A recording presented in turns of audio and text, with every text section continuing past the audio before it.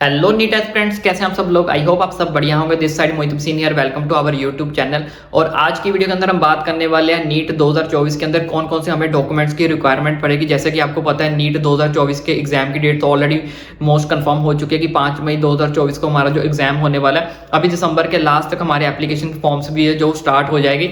लेकिन बहुत सारे बच्चे क्या करते हैं, एप्लीकेशन फॉर्म फिल करते टाइम बहुत गलतियां करते हैं, जिसकी वजह से बाद में उनका जो फॉर्म है वो रिजेक्ट कर दिया जाता है। और रिजेक्ट करने के कारण बहुत सारे होते हैं, जो कि आज इसको इस वीडियो के अंदर मैं आपको बताने वाला हूं कि डॉक्यूमेंट्स बहुत सारे बच्चों ने कलेक्ट करके रखे होंगे। मैं ये नहीं बोलूंगा कि किसी ने बच्चे ने डॉक्यूमेंट्स कलेक्ट नहीं करे हैं, लेकिन कलेक्ट करने का उनको सही मेथड, सही वे नहीं पता होता है कि कौन सा आपको जेपीजी में चाहिए, कितनी आपको रेशो चाहिए, कौन कौन से आपको डॉक्यूमेंट लेटेस्ट बनवाने हैं, कौन से आपको अपडेट करवाने हैं।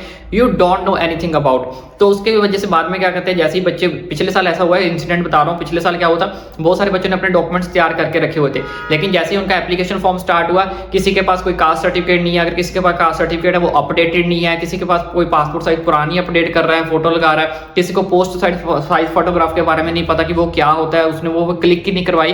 तो इसके लिए आपको ये मैं पहले वीडियो बनाने का यही मोटिव है कि जितने भी डॉक्यूमेंट्स हमें रिक्वायरमेंट होंगे नीट 2024 के अंदर, वो सारे के सारे आप पहले ही प्रिपेयर करवा लो, सारे पहले ही आपको तैयार करवा लो। उसकी एक अलग से फाइल अपने लैपटॉप में, फोन में अलग से एक फोल्डर बना लो, तो ताकि जैसे ही एप्लीकेशन फॉर्म आए आप इजीली वहां पे फोल्डर ओपन करो और सारे के सारे आपके डॉक्यूमेंट जो इजीली अपलोड हो जाए और दिक्कत आपको कोई परेशानी ना आए। क्योंकि बहुत सारे बच्चे उस टाइम पे फिर पैनिक हो जाते हैं, स्ट्रेस में आ जाते हैं, क्योंकि उनका एप्लीकेशन फॉर्म क्या करता है, बार बार रिजेक्ट होता है, एरर आता है बार बार। तो ये सब गलतियां आपको नहीं करनी है, क्योंकि कई बार सर्वर भी डाउन हो जाता है, ऊपर से आपके डॉक्यूमेंट सही से अपलोड नहीं हो रहे होते। तो इस वीडियो को यही बनाने का मोटिव है कि आप सारे की कुछ प्रेपरेशन जो पहले कर लो, क्योंकि मेरे जितने भी यूट्यूब फैमिली मेंबर्स हैं वो सारे के सारे जो है सेटिस्फाइड रहें, ताकि वो फटाफट से फॉर्म फिल करके अपना सारा टाइम बचा के अपनी जो टाइम स्टडी को देना चाहिए वो स्टडी को दें, क्योंकि उधर से नीट का टाइम भी जो हमारे पास आता जाएगा। क्योंकि बहुत सारे बच्चे, पिछले साल ऐसा हुआ है, एप्लीकेशन फॉर्म ही नहीं फिल हो रहा था, कोई 3 दिन से लगा हुआ है, कोई 4 दिन से लगा हुआ, 3-4 दिन उनके कॉन्टिन्यूस वेस्ट किए हैं उन्होंने। तो मैं नहीं चाहता कि इस तरह का कोई भी टाइम आपका जो वेस्ट हो। तो सबसे पहले डॉक्यूमेंट की बात करते हैं। सबसे पहला डॉक्यूमेंट हमारे पास एक होना चाहिए वैलिड नंबर।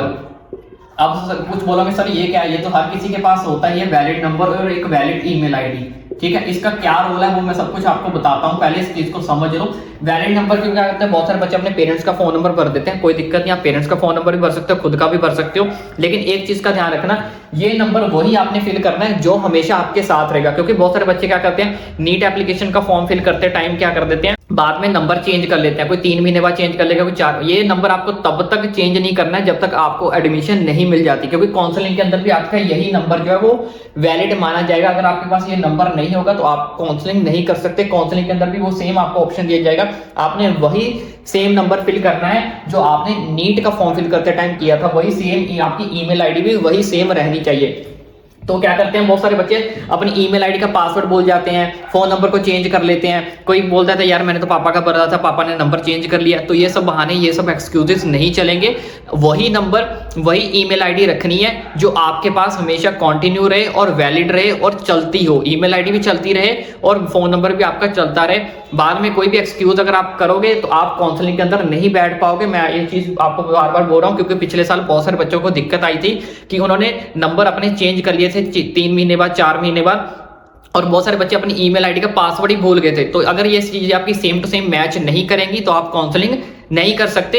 सेम वही ईमेल आईडी, सेम वही नंबर आपका काउंसलिंग के अंदर भी वैलिड होगा, सेम अब जो आप इसमें नीट फॉर्म फिल करते टाइम भरोगे। तो इसलिए सोच समझ के अपना फोन नंबर भरना और सोच समझ के अपनी ईमेल आईडी भरना। बाकी के रेस्ट ऑफ द डॉक्यूमेंट्स भी मैं आपको बता देता हूँ। तो यहाँ पे आपको जो सबसे पहला डॉक्यूमेंट चाहिए वो चाहिए हमारे पास लेटेस्ट पासपोर्ट साइज फोटोग्राफ। जी हाँ, आपके पास एक पासपोर्ट साइज फोटोग्राफ होनी चाहिए जो कि आपकी लेटेस्ट होनी चाहिए। ओल्ड वाली कोई भी पासपोर्ट ग्राफ जो है आप उसको यूज मत करना। फोटोग्राफ को अपनी कोई लेटेस्ट जो अभी क्लिक करवा के रख लो, अपनी पीडीएफ बना के रख लेना। जैसे कि मैंने आपको ऑलरेडी बताया कि सबसे पहले इसका क्या क्या कंडीशंस होनी चाहिए। जो भी आप फोटो क्लिक करा हुआ है उसका जो बैकग्राउंड है वो व्हाइट होना चाहिए, पीछे जो उसका बैकग्राउंड है वो व्हाइट होना चाहिए। कलर्ड बैकग्राउंड के अंदर पिक को मत क्लिक करवाना, इस चीज का सबसे अच्छा ध्यान रखना। Next, 80% of the face visibility with years clearly visible, यानी कि आपका जो फेस है वो कम से कम 80% आपका विजिबल होना चाहिए। पिक आपकी जो है ब्लर नहीं होनी चाहिए, कोई उसके ऊपर दाग धब्बे ये सब मत लगाना कोई साइडों पे। जो आपका फोटोग्राफर होगा जो आपकी पिक क्लिक करेगा उसको आप एक बार देख लेना कि उसने जो पिक क्लिक की है वो अच्छे से क्लियर विजिबल है। 80% आपकी पिक जो है विजिबल होनी चाहिए। विद ईयर्स आपके जो कान है वो अच्छे से दिखाई दे रहे होने चाहिए पिक्स के अंदर। उसके बाद बात करते हैं आप साइज कितना होना चाहिए। तो साइज होना चाहिए आपका 10 KB से 200 KB के बीच में और जेपीजी फॉर्म के अंदर होना चाहिए। इस चीज का खास करके ध्यान रखना साइज का, क्योंकि यहाँ पे बहुत सारे बच्चे गलतियां करते हैं, पिक तो क्लिक करवा के ले आते हैं लेकिन साइज रेशो जो है उनको मैटर नहीं करती, उनको पता ही नहीं होता कि साइज रेशो भी जो वहां पे चाहिए होती है। फिर जब फॉर्म फिल करते टाइम बैठते हैं तो वहां पे उनकी जो एरर आता रहता है बार बार, तो इसकी गलती बिल्कुल भी मत करना है। साइज आपका 10 KB और 200 KB के बीच में होना चाहिए। जो भी आपका फोटोग्राफर क्लिक करेगा पिक, उसको बोल देना कि इसका साइज 10 KB से 200 KB के बीच में कर दे। साथ में जेपीजी फॉर्म में आपने अपनी पिक जो है वो लेके आनी है। अब बात करें डायमेंशंस की, डायमेंशंस यहाँ पे कितनी होनी चाहिए, 3.5 सेंटीमीटर से लेकर 4.5 सेंटीमीटर आप ये सेट करवा दें। जो फोटोग्राफर्स होते हैं उनको पता होता है, आप उनको ये चीज बता देना कि इसकी जो डायमेंशन है वो 3.5 सेंटीमीटर इंटू 4.5 सेंटीमीटर कर दो। अब ये हो गया पहला डॉक्यूमेंट। दूसरा डॉक्यूमेंट यहाँ पे है latest post card size photograph. इस चीज में बहुत सारे बच्चे गलती करते हैं कि वो एक ही पिक लेके आ जाते हैं, वो समझते हैं ये दोनों एक ही चीज है। बच्चे ये दोनों एक ही चीज नहीं है, दोनों अलग अलग चीज है। यहाँ पे देखो ये आपकी पासपोर्ट साइज फोटोग्राफ, ये है आपकी पोस्ट कार्ड साइज फोटोग्राफ, ये दोनों में डिफरेंस है। लेकिन डिफरेंस है क्या वो मैं आपको बताता हूँ। पहले इसकी कंडीशन देखो, इसमें भी आपको जो क्लिक करवाना है आपका व्हाइट बैकग्राउंड होना चाहिए, 80% आपका फेस विजिबल होना चाहिए, विद ईयर्स क्लियर विजिबल होने चाहिए आपके, ठीक है। तो इस चीज का आपको खास करके ध्यान रखना है, आपकी फोटो जो है ब्लर नहीं होनी चाहिए। साइज जो आपका इसका भी 10 KB से 200 KB के बीच में चलेगा। जेपीजी फॉर्म में ये भी आपको पिक चाहिए। अब इसका डिफरेंस आता है वो लास्ट कंडीशन में आता है। यहाँ पे देखो इसकी दोनों में डिमेंशंस में फर्क है। इसकी डिमेंशन आपकी चाहिए 4x6 और इसमें चाहिए 3.5 सेंटीमीटर 4.5 सेंटीमीटर। इस चीज का आपको ध्यान रखना है कि ये जो पिक्स हैं ये आपकी दोनों अलग अलग हैं, सेम आपकी नहीं है, और दोनों ही आपकी जो फोटोग्राफ्स है वो आपकी लेटेस्ट होनी चाहिए। पुरानी फोटोग्राफ आप बिल्कुल भी अपलोड नहीं करोगे, इस चीज का आपको खास करके ध्यान रखना है। चलिए नेक्स्ट डॉक्यूमेंट की बात कर लेते हैं। यहाँ पे नेक्स्ट डॉक्यूमेंट हमें चाहिए थंब इंप्रेशन। तो थंब इंप्रेशन में भी बहुत सारे बच्चे क्या करते हैं, गलतियां करते हैं, इस चीज को अच्छे से समझ लेना। पहली बात तो आपको थंब इंप्रेशन दोनों हाथ के चाहिए, लेफ्ट के भी चाहिए और राइट के भी चाहिए, राइट फिंगर्स की इंप्रेशन, ठीक है। और सारे के सारे फिंगर्स के चाहिए। जैसे ये आपकी 5 फिंगर है, 5 फिंगर्स का आपको यहाँ थंब इंप्रेशन लगाना है। अब वो लगाना कैसे, उस चीज को अच्छे से समझ लो। पहले तो वो आपको व्हाइट पेपर के ऊपर लगाना है। एक व्हाइट पेपर, जैसे ये व्हाइट है तो इसके ऊपर आपने ऐसे लगा देना, उसके ऊपर हम उसकी जो आपको फोटो क्लिक कर लेनी है। अब क्लिक करने के बाद उसका जो साइज है वो कितना बनाना है वो देख लो। 10 KB से 200 KB के बीच में उसका साइज होना चाहिए। और ये भी आपका किस फॉर्म में होना चाहिए, जेपीजी फॉर्म के अंदर होना चाहिए। इस चीज का आपको खास करके ध्यान रखना है। दोनों हैंड्स का चलेगा, लेफ्ट का भी चलेगा, राइट का भी चलेगा और सारी फिंगर्स का चलेगा, ठीक है। उसके बाद बात कर लेते हैं सिग्नेचर को लेकर। सिग्नेचर क्या करना है, सिग्नेचर आपके 4 KB से 30 KB के बीच में होना चाहिए और जेपीजी फॉर्मेट के अंदर होने चाहिए। तो जेपीजी फॉर्म में होने चाहिए। नॉर्मल आप सिग्नेचर करना चाहो, जैसे भी आप करना चाहो तो आप अपने सिग्नेचर कर सकते हो।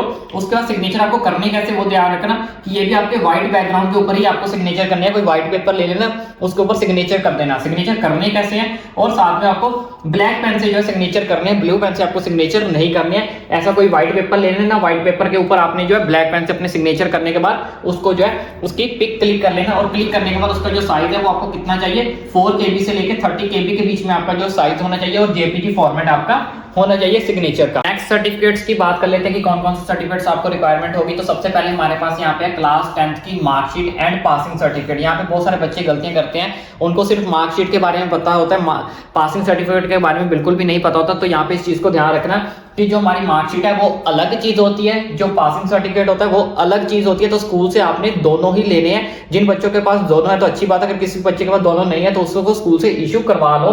तो मार्कशीट अलग से, पासिंग सर्टिफिकेट अलग से।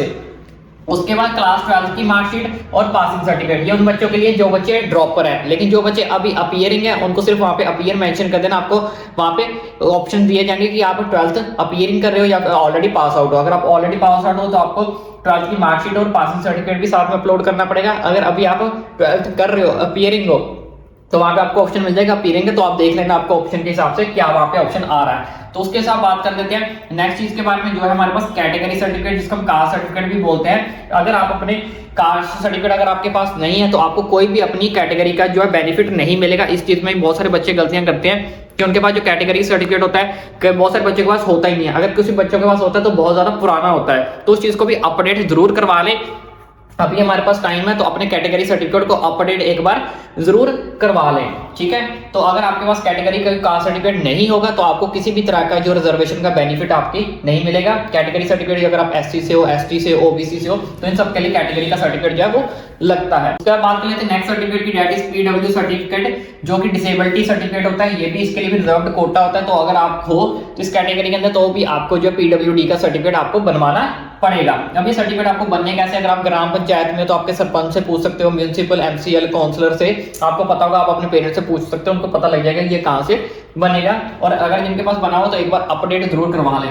उसके बाद बात कर लेते हैं नेक्स्ट सर्टिफिकेट है हमारे पास फॉर सिटीजनशिप। ये उन बच्चों के लिए जो बच्चे फॉरेन से आते हैं, यानी कि जो हमारे पास NRI स्टूडेंट्स हैं, अगर कोई NRI से आके यहाँ पे एडमिशन लेना चाहता है तो उनको क्या करना पड़ेगा, पासपोर्ट के साथ अपना एक सर्टिफिकेट फॉर सिटीजनशिप का होता है वो साथ में क्या करना पड़ेगा, लगाना पड़ेगा। उसके बाद नेक्स्ट सर्टिफिकेट की बात करें, कोई भी एक ID प्रूफ आपके पास होना चाहिए। मैं तो आपको यही बोलूंगा कि हर बच्चे के पास आधार कार्ड होगा, आई होप, तो आधार कार्ड ही आप अपना वहां पे मेंशन करें। लेकिन अगर आप 18+ हैं तो आपका साथ साथ आपका ड्राइविंग लाइसेंस भी चल जाएगा, वोटर कार्ड भी चल जाएगा, लेकिन आधार कार्ड ही ऑलमोस्ट मैं आपको सबको बोलूंगा कि आप आधार कार्ड ही वहां पे फिल आउट करें, मेंशन करें। उसके बाद नेक्स्ट सर्टिफिकेट है that is the domicile certificate. बहुत सारे बच्चों को कंफ्यूजन होती है कि डोमिसाइल सर्टिफिकेट क्या होता है। डोमिसाइल सर्टिफिकेट दैट इज आपका कोई एड्रेस प्रूफ, जिसको हम रेजिडेंशियल प्रूफ भी बोलते हैं, तो ये भी आपके पास होना चाहिए और अपडेटेड होना चाहिए कि कहां पे इस टाइम पे आप रह रहे हो, वो वाला सर्टिफिकेट ही आपका वहां पे आपने मेंशन करना है, ये आपके पास होना चाहिए। तो आई होप आपको ये वीडियो अच्छी लगी है। वीडियो अच्छी लगी है तो वीडियो को ज्यादा से ज्यादा शेयर करें। अब एक भी डॉक्यूमेंट्स की कमी आपके पास नहीं होनी चाहिए। इस वीडियो को पहले बनाने का यही मोटिव है कि एट ए टाइम आपसे कोई गलती ना हो, कोई किसी भी प्रॉब्लम में आप ना फंसो। बाकी सारी वीडियोस काउंसलिंग के रिलेटेड, एडमिशन के रिलेटेड वो आपके भाई के चैनल पर आपको मिलेगी, फुल ऑफ गाइडेंस मिलेगी, वो भी फ्री ऑफ कॉस्ट। इसलिए चैनल को सब्सक्राइब जरूर करें।